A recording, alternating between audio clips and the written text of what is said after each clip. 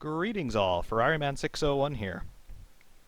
Last week, over on Race Department, September 25th to be precise, we got ourselves a surprise on Race Department over there on that forum with the release by F1VRC of this, the McLaren MP4 for Assetto Corsa. Now, the MP4 is not a new addition to AC. There has been a version of it out there for quite some time by Mac Corp. I believe it was released at some point last year, so it's been around a while. It's running the version 7 tires, the Mac version, and it's a fine car. The sounds are good, the handling is good, I like it, I race it a lot, I enjoy it, it's my cup of tea, I love the turbo era. However, why is this one different? Well, I had never heard of F1VRC before today when I was notified by a commenter on one of my YouTube videos that I should get rid of that terrible Mac Corp car and get a real one. And then he linked me to this one. So, thank you, commenter, who shall remain anonymous. However, unbelievable. Unbelievable. Now, why is this unbelievable? Well, first of all, for those of you who don't know, this is the McLaren MP4.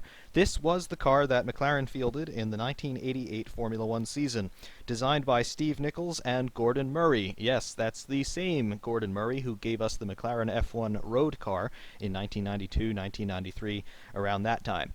Still the greatest road car ever produced. Yes, I stand by that. Well, the Bugatti Veyron is faster. Who cares? I don't care. It has a 6-speed manual box. It has a central driving position. And it's related to this. So, yeah, McLaren F1, greatest road car ever. But I digress. This, the McLaren MP4 from 1988. We have a carbon fiber honeycomb monocoque as McLaren had pioneered in 1981. The front suspension, we've got pull rods actuating coil springs. The rear, we've got push rods actuating coil springs via rocker arms. We have got a Honda 1.5 liter V6, the RA168E, twin turbo, 80-degree crank angle. Oh gosh. Transmission is a 6-speed manual by Weissman. And of course, we're running these big, fat, slick Goodyears on all 4 corners. In terms of Formula One cars, this is per omnia saecula saeculorum. This is the greatest car forever and ever through all ages of all ages. In terms of percentage of hit rate versus races entered, this one is the best ever, with a capital VER. Out of 16 races, it won 15. It scored pole position for 15. It scored fastest lap in 10. It won the Constructors' Championship in 1988. It won the Drivers' Championship in 1988, the first for Ayrton Senna.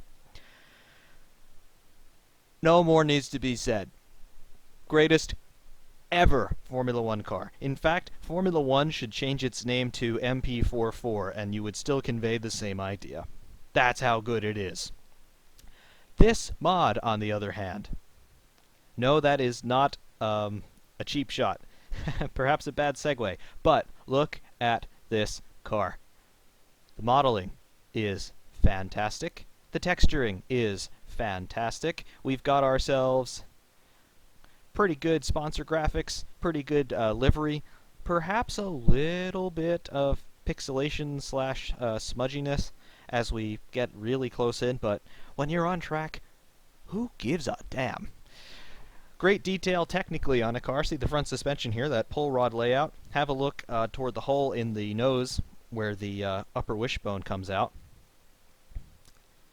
Yes, that's the sway bar as I am actuating the steering there, moving in and out to turn the wheels. Great stuff. Great stuff. Moving rearward there, you can see the radiator inlet with that diagonal stay connecting the radiator to the monocoque. A little bit of torsional stability. Awesome. Radiator outlet through the side pod, same thing. Nice grille detail there. And moving to the rear, look at this. Just look at that. Look at the detail that they have crammed into the rear of this car. You've got oil lines, you've got suspension, you've got drive shafts, you've got the gearbox, you've got bolts and nuts and all kinds of things. In the diffuser there, you've got your exhaust outlets. The smaller ones, mounted a little bit higher and more inboard, those are the turbo wastegates, and then the engine ones, where all that awesome sound comes from, are the larger and lower ones. On the rear, you've got the rear wing support pylon. You've got the bracket where the jack mounts. Got the back of the gearbox, the silver bit, roughly center of screen. You've got there. That's where the starter would engage. And you've got the rain light, which is not operable as far as I'm aware at this point, but just have a look at the detail on the rain light, for God's sake. You can see the Frenzel lensing in there. It's just amazing. Absolutely amazing, the level of detail on this car, including some details that I'm seeing for the first time in Assetto Corsa.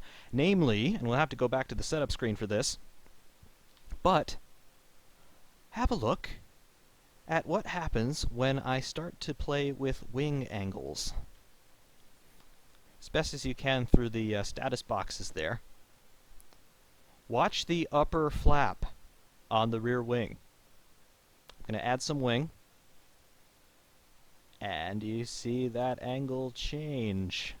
Yes, you do.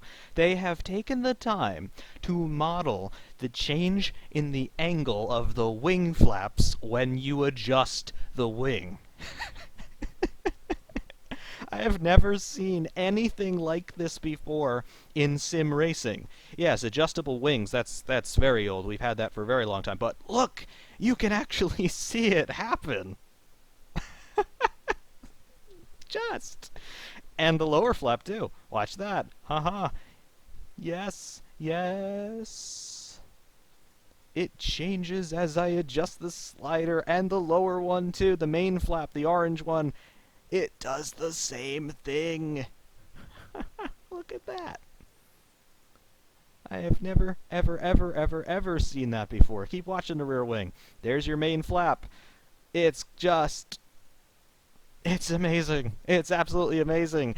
And this also means that video makers like me are going to have to start to become a little bit more honest when I post hot laps, because now you can see exactly how much rear wing I've dialed in. So if the car looks like it's planted and I am absolutely sure of myself and I'm wringing its neck, well, now you can see just how much wing I'm running, and you may be able to be a tattletale. But that's just brilliant. I have never seen modders do something like that before, and to see that level of detail on a car as, you know, somewhat obscure. I mean, it doesn't fit well into the stock AC lineup by any means, but I mean, there are so many Formula 1 fans out there. This is going to be well run, I am sure of it. But that's just great. And not that the car's obscure, but an obscure detail on a car like that. It's the rear wing. It's the flaps on the rear wing, and it adjusts. Look at that. I've never seen that before. And guess what? They've done it on the front too. See the shell there? That's great. Can't see it as well in the front wing because it's a smaller element that adjusts, and it doesn't adjust by that high of an angle, but that's just brilliant. Absolutely brilliant. To go back outside for a moment, have a look at the cockpit. Some people on Race Department, I saw in the comments section, they were criticizing the scaling of the driver to the cockpit. I don't think it looks bad at all. I can see what they're talking about. Have a look at his shoulders relative to the width of the bulkhead there behind him, but looks fine to me. Gotta remember, this car was wide, and Formula 1 drivers, by and large, are not big people, so I think it works. One very creative commenter said that it looked like the car was being driven by a 12-year-old. I don't agree with that. I think this looks okay. Plus, when you're in the car, you don't really see it. Another little detail for you, watch the gear lever if you can find it. From our perspective, to the right and slightly below the driver's right hand, just look. It moves. And not only does it move, but it seems to move correctly in relation to what gear I've selected. I'm in 6th, so we're down to the right. 5th, up to the right. 4th, center down. 3rd, center up. 2nd, left, down. and first, left up, and then neutral is back to center. I'm not sure you'll be able to see that on the video, but trust me, it's moving, and it's moving in the correct positions. That's something else. In the cockpit here, well, it's 1988. This is an analog car. There's not a whole lot going on. You've got some status lights for fuel pressure and oil pressure. You've got an indicator for the rain light, but as far as I can tell, it's not operable. But that's okay. I don't care about that. Button for radio, button for boost, and that's about it. You got some switches there on the right-hand side of the dash, and left-hand side of the dash, you've got a dial for engine mix and all that kind of stuff. Excuse the increase in ambient noise, just to give you a little bit better of a look. See some linkages down there for the brake bias adjuster, things like that. But yeah, that's about all we've got going on in the cockpit. Just an absolutely brilliant car. But enough rambling from me. Let's get this thing out on the track. Before we get going here, I just want you to hear what this engine sounds like when it first fires up. The sounds on this are incredible. Absolutely incredible, and you'll hear what I mean. Oh yes. Let's put enough gas in to do our review run here. It's a little bit too much. 48 should be fine. So in the cockpit now, we are going to put up pedals for you. And there they are in the lower left. And that's about it. In the cockpit, you have adjustable brake bias and adjustable turbo, just like you have in the 98T. And all of that is quite important for reasons we shall see. So first gear, and off we go.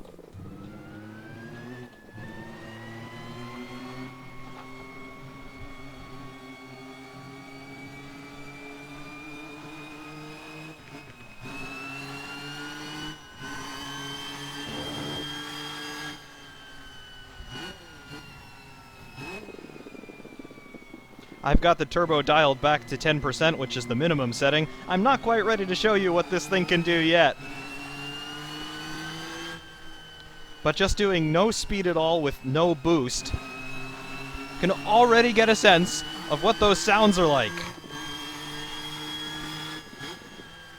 Nice whine from the gearbox, straight cut gears of course. And as the revs increase, that engine starts to spool up. There it is on attack.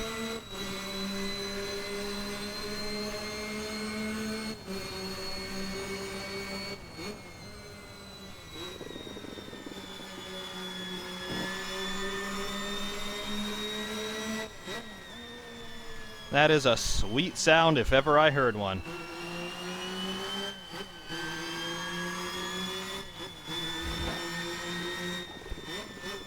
And the external sounds that you'll hear later on after the review piece, similarly impressive.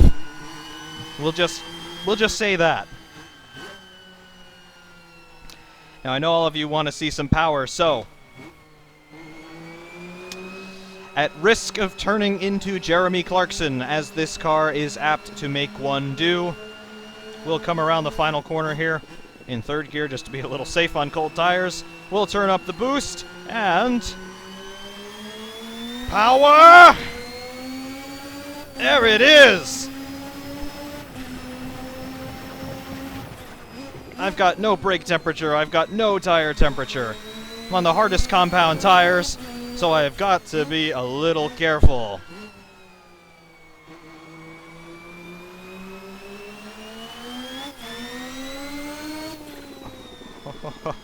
Oh, just listen for the turbo wastegate to go off there. There it was. That blow-off valve.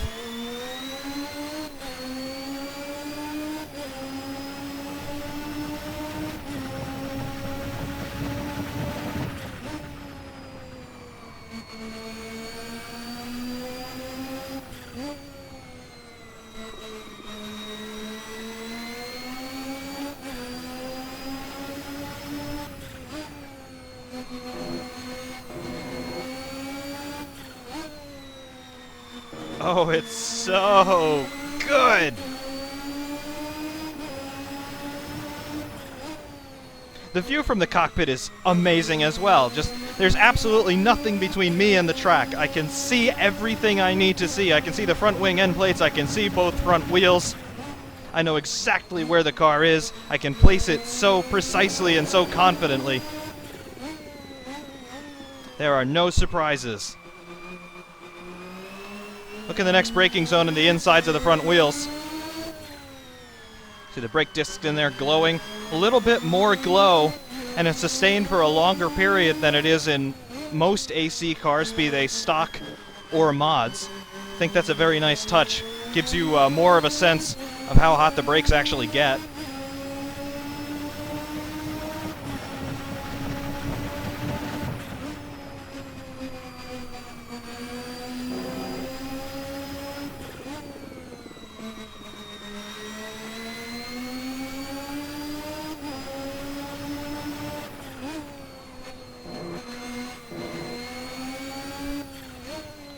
Oh, it is so good. There is some understeer in it because I'm running those hard tires. But trust me, on the Super Slicks qualies, doesn't matter.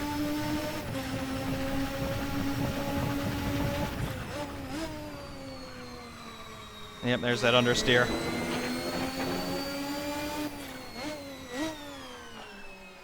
Oh, it is so very, very, very, very, very, very, very nice.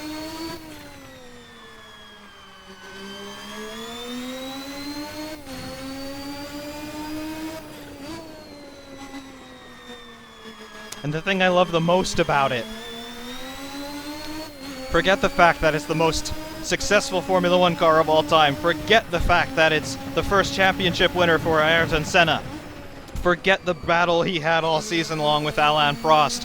Forget that qualifying lap that he did in Monaco that was 1.5 seconds quicker than anybody else, including Prost, in the same car. Just watch the top of the screen. No MGUK. There's no KERS. There's no DRS. There is nothing in this thing except a steering wheel, your right foot, and a whole lot of testicles.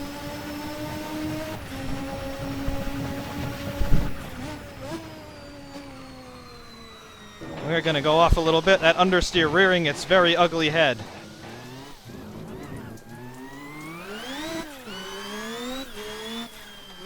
Just trying to clean up the rears there.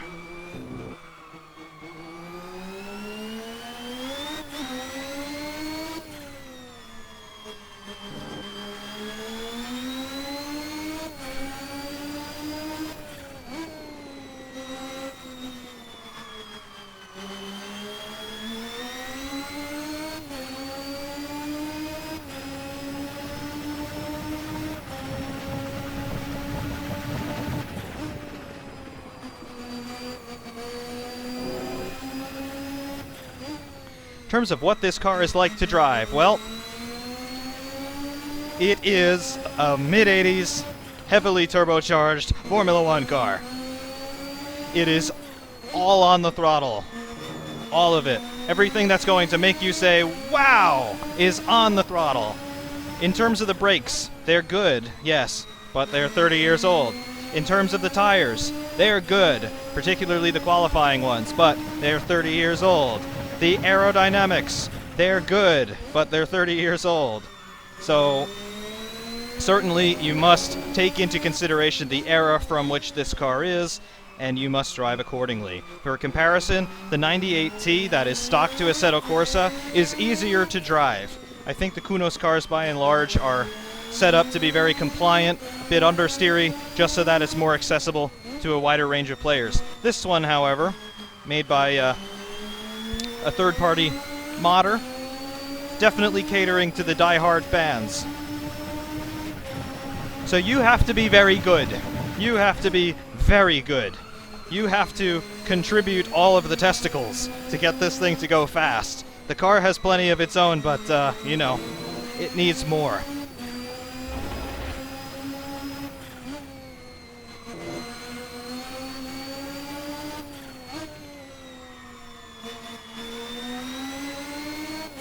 It's quick. It's scary. And it's an absolute legend.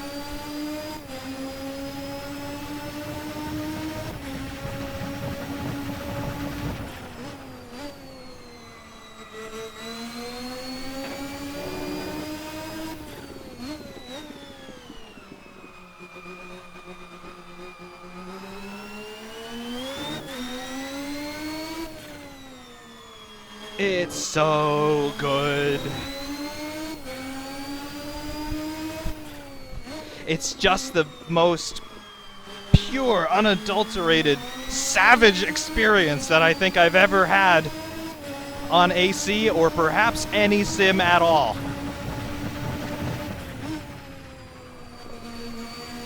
It's just all you.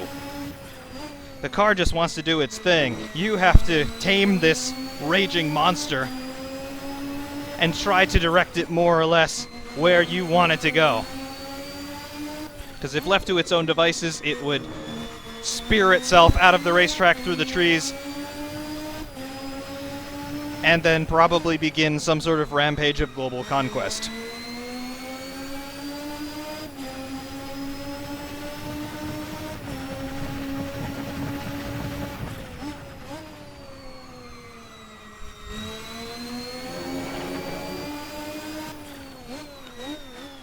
In addition to that great view you get out of the cockpit, the sounds absolutely add to the immersive qualities of this thing. Just listen to that. You get the whine from the gearbox, you get the puff from the wastegate as you come off the throttle and the turbo dumps boost. You get the bark from the engine, particularly on the downshifts, and you get this great wind noise effect. As you really start to pick up speed, it does give you the sense that you really are flying around Brands Hatch at 170 miles an hour.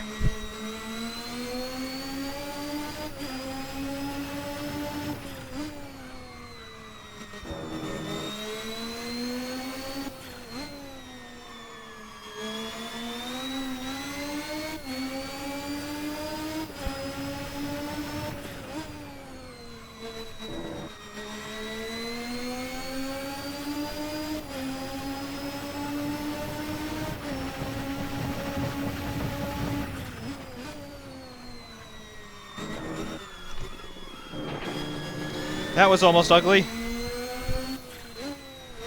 But that's how this car is. You can't get complacent. It wants you to die. It wants to be the only thing left standing. You have to let this car know that the only thing on this earth better than it is you. That's the only way to earn its respect.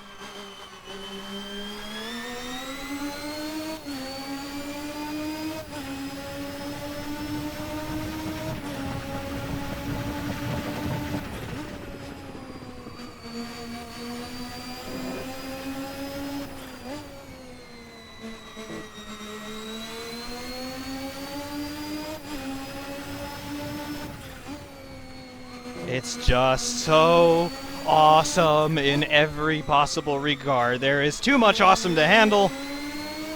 It is the greatest thing ever. Ever.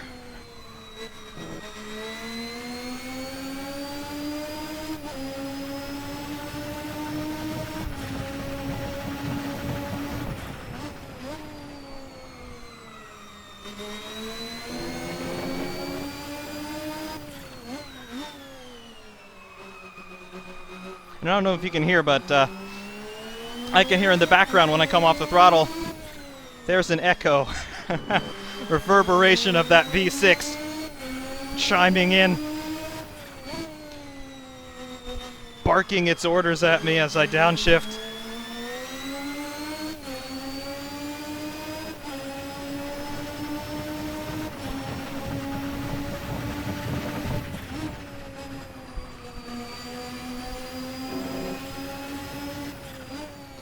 I can't imagine how crazy somebody would have had to be to get on a racetrack with 20-something other cars and seriously attempt to drive this thing. This is why Senna and Prost and Mansell And Patrese and PK, that's why all of these guys are legends, because they did this day in and day out.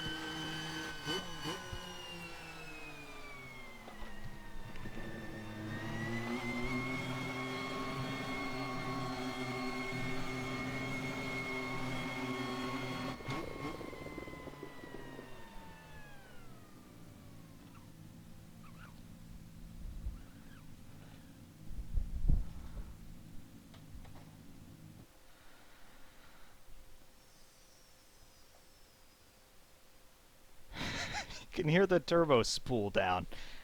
It's like a spaceship landing. And there it is again, yeah, because the engine is still kind of ticking over a little bit. Put it back into neutral and you'll hear that sound again. Turbo from the outside.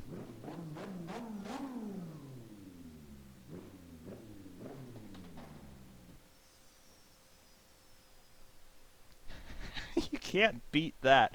That's something else. That is truly something unique. And now it just sounds weird because, you know, whatever. But incredible car. Absolutely incredible car.